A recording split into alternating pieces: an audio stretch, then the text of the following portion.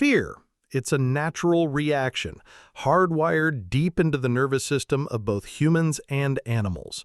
When you encounter danger, a switch is flipped. It's called the sympathetic nervous system. In theory, you could turn it off and become John Wick, but fear is a necessary evolutionary mechanism. Of course, in today's crisis of abundance, humanity now has 999 different phobias to choose from. Today, we're diving into some of them. Quick disclaimer, I've compiled this list from various places online, so if I get anything wrong, please let me know in the comments. Let's get started. Thanatophobia, the fear of death. This affects somewhere between 3 and 10% of the world's population, and that includes me. Wow, humanity is tougher than I thought. People with this phobia are constantly obsessed with the idea of death. They become timid, avoiding anything they believe could be life-threatening. When they eat, they're afraid of choking to death. When they shower, they're afraid of having a fatal stroke. When they sleep, they worry they'll just die in their sleep. Okay, on second thought, maybe that's not me after all. Necrophobia, the fear of the dead. This is like a subcategory of thanatophobia.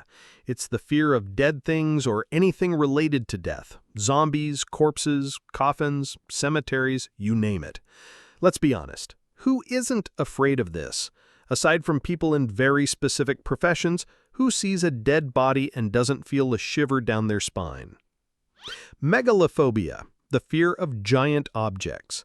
Affecting about 7% of the population, this is the fear of overwhelmingly large things. People with this phobia are terrified of objects like airplanes, skyscrapers, massive ships, or giant animals like whales and dinosaurs. Even the Statue of Liberty or the Eiffel Tower can be triggers. Good thing I don't have this one, otherwise I'd get a heart attack every time I look down between my feet.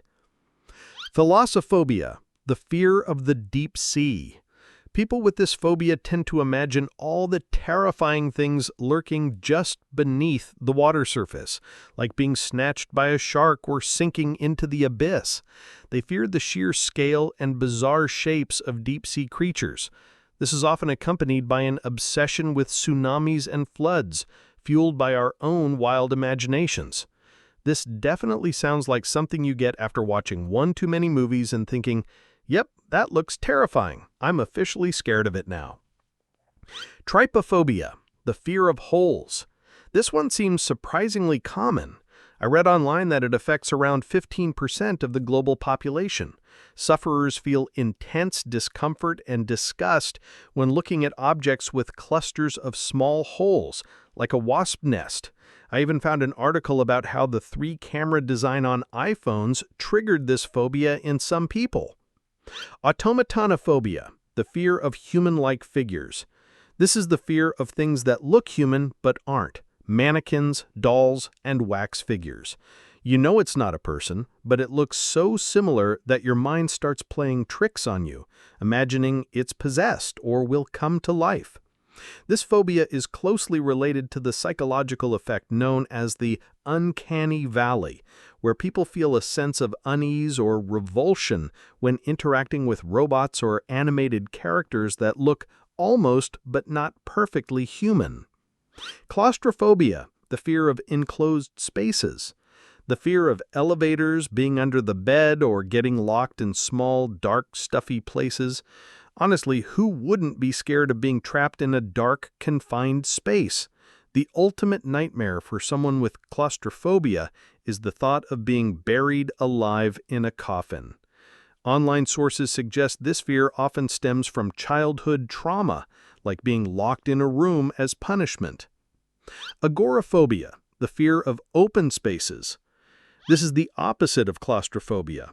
A person with agoraphobia feels intense anxiety in large, open, or crowded places where they feel a lack of control, like shopping malls, hospitals, or vast empty forests. These people would be absolutely terrified if they ever saw my wallet. Acrophobia, the fear of heights. Most people have a natural fear when at a great height, known as the fear of falling. However, Someone with acrophobia experiences true panic, screaming, heart pounding, legs shaking when faced with heights. It can be so severe that even climbing a staircase is a struggle. This affects about 2 to 5% of the population. Coolophobia, the fear of clowns. Interestingly, adults are more likely to have this fear than children. For every 100 kids, only one might be scared of clowns, but for adults, the rate is higher. Several films have tapped into this fear, like It, Joker, and Terrifier. The phobia seems to have been popularized by the case of the serial killer John Wayne Gacy in the U.S., who dressed as a clown. His horrific crimes forever tainted the image of the friendly circus performer. Zoophobia, the fear of animals. This is a broad category for the fear of animals. The most common culprits are snakes, spiders, sharks, big cats, cockroaches, and reptiles. Within this, we have 2 major primal fears. Ophidiophobia, the fear of snakes. Arachnophobia, the fear of spiders. These are considered instinctual fears, passed down through evolution. Back in the day, if you got bitten by one of these, you were done for. There was no antivenom. That deep-seated fear got encoded into our DNA and passed down to future generations as a clear warning, stay away. Phasmophobia, the fear of ghosts. This one is extremely common.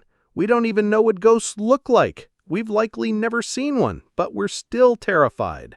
I think the fear comes from precisely not knowing. Our imagination fills in the blanks with the most horrifying things it can conjure up. And here's a paradox. The people who are most afraid of ghosts often love watching ghost movies the most. Enochlophobia and sociophobia, the fear of crowds and social anxiety. Enochlophobia is the fear of crowds.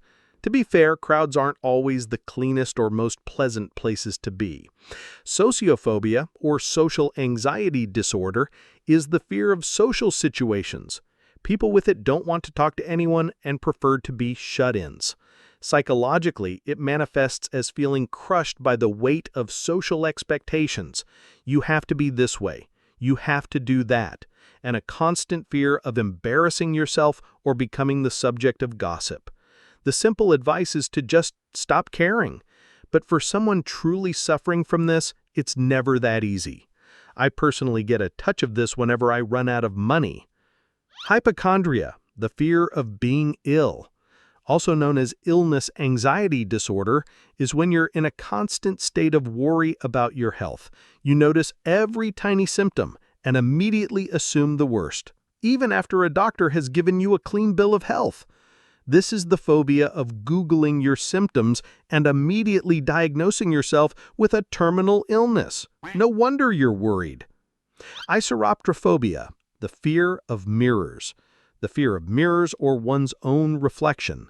This can stem from deep-seated body image issues or from superstitions about a parallel world on the other side of the glass, like the legend of summoning Bloody Mary.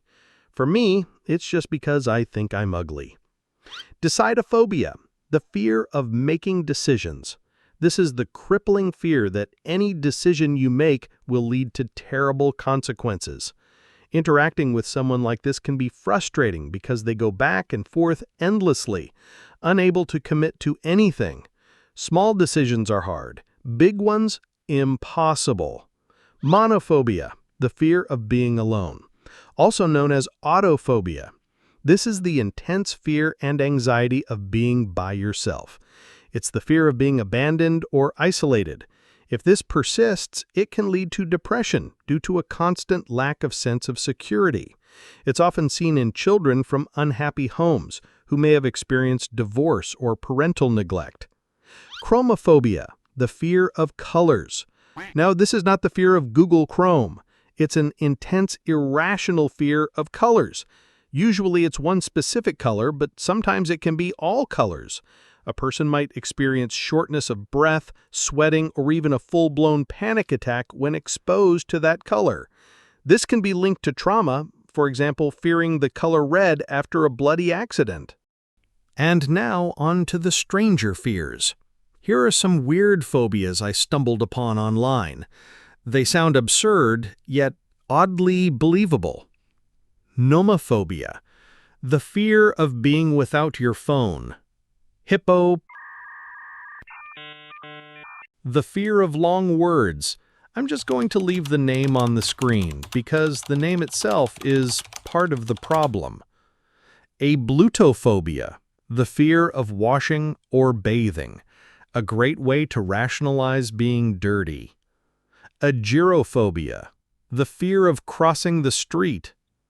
Arithmophobia, the fear of numbers. Philophobia, the fear of falling in love, the classic excuse for someone who just got their heart broken. Halitophobia, the fear of having bad breath. Pogonophobia, the fear of beards. Yes, beards on the chin. Hapaphobia, the fear of being touched. Genophobia, the fear of sexual intimacy. Megirocophobia, the fear of cooking, the perfect excuse for those who love to eat but hate to cook. Phobophobia, the fear of having a phobia. Androphobia, the fear of men. Hexakoisios hexaconta hexaphobia, the fear of the number 666, similar to the fear of the number 4 in some parts of Asia or the number 13 in the West. And that's just a handful of the fears that humans experience. There are so many more out there. What are your biggest fears? Let me know in the comments below. I'm Nobody. Don't forget to subscribe so you don't miss whatever comes next.